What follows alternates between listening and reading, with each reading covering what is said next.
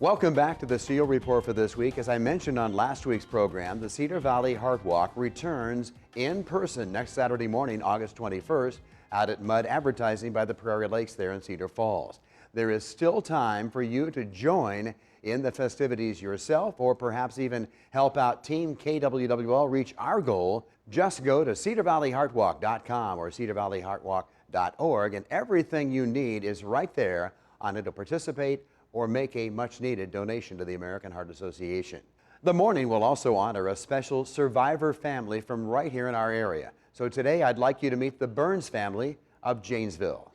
I'm gonna come down. I'm gonna show her how to. So Gabriel was born with a rare heart defect. It happens in about 1 in every 300,000. Just this time, hold on to the rope, and I will pull you up. We knew something was wrong when he was 3 weeks old. He was just not he was not a normal baby. He was very, very grumpy, and he screamed all of the time.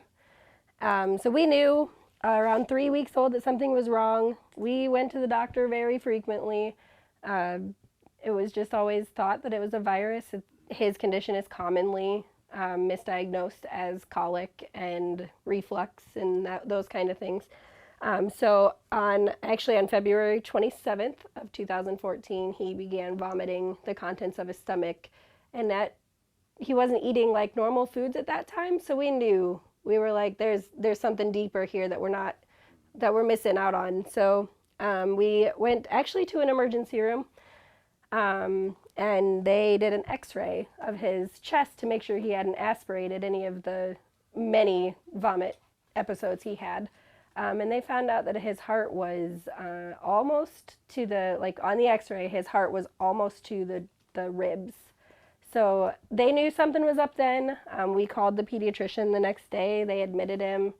They took him for an echo. They did IV fluids because he was obviously dehydrated. And then an EKG. And actually, Dr. Chandra wasn't there at Mercy One that day. He was actually off. And the echo techs called him and told him, you need to get here. So he actually came in on his day off to repeat the echo, which is totally characteristic of Dr. Chandra. And I just remember him saying, let's go across the room and talk. It's one of those phrases you hear in movies all the time. It's not something as a parent you ever could picture yourself being in that situation. It stands for the anomalous left coronary artery from the pulmonary artery, which means your left coronary artery is usually attached to your aorta, which delivers oxygenated blood to the left ventricle. But Gabriel's attached to his right pulmonary artery, delivering unoxygenated blood to his left ventricle, causing it to die. His surgery was expected to be 5 or 6 hours long.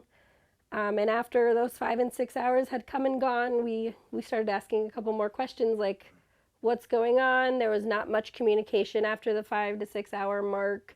And come to find out, he had hemorrhaged after surgery.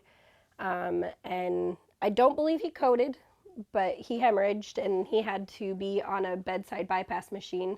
It's called ECMO, or extracorporeal membrane oxygenation.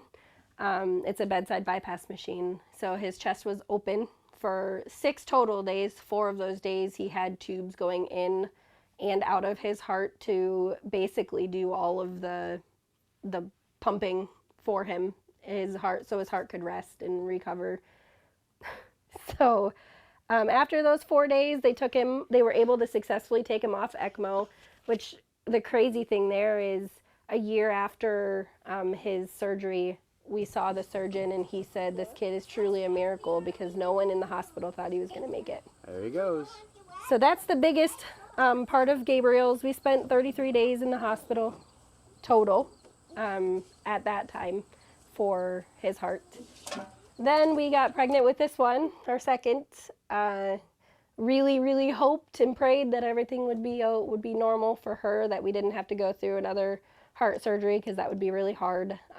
At 19 weeks, there was some suspicion that she was okay, And then at 24 weeks, we had a follow-up ultrasound with Iowa City, and they confirmed that she was going to be born with a heart defect. So she was born with a heart defect called transposition of the great vessels. Her main vessels in her heart were switched. So we kind of did like 2 separate circuits instead of one big circuit that goes through your body. I was induced at 37 weeks pregnant with her, and there was some questioning on whether or not she would be able to breathe on her own or would be crying or not when she was born. They told us kind of what to expect there. She did come out screaming for a very short time, but she ended up needing to be intubated as soon as she was born.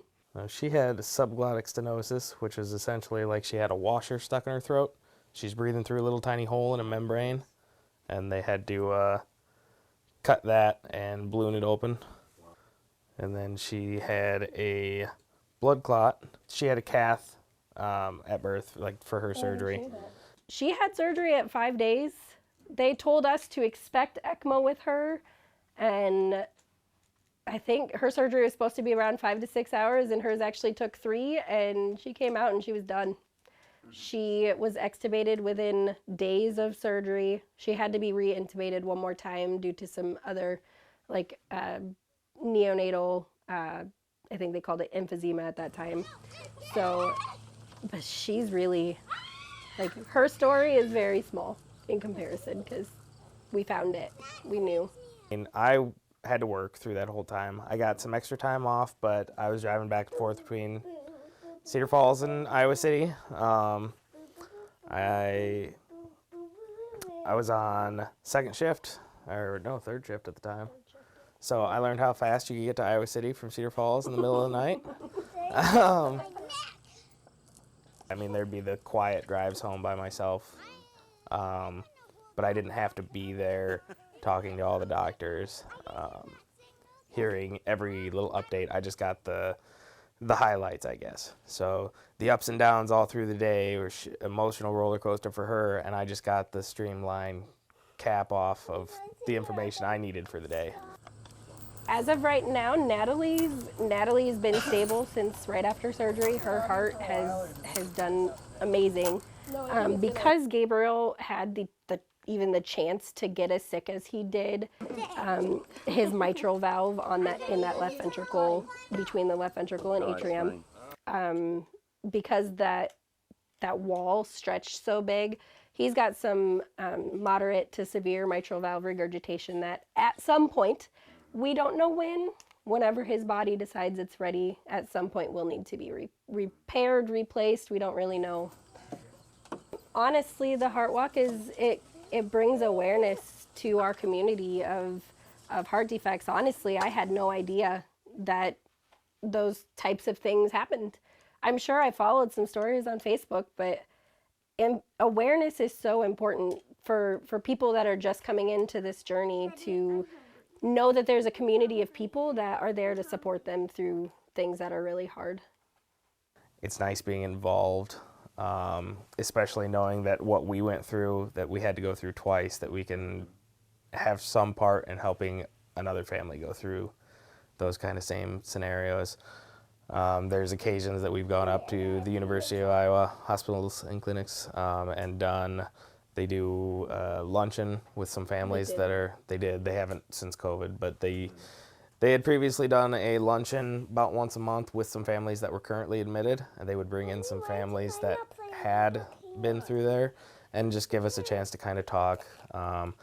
That's a big passion of my wife's, is to get to know the other families and just to help them, because that's what really helped us. Honestly, if I'm being 100% transparent, we could not have gotten through it without our faith.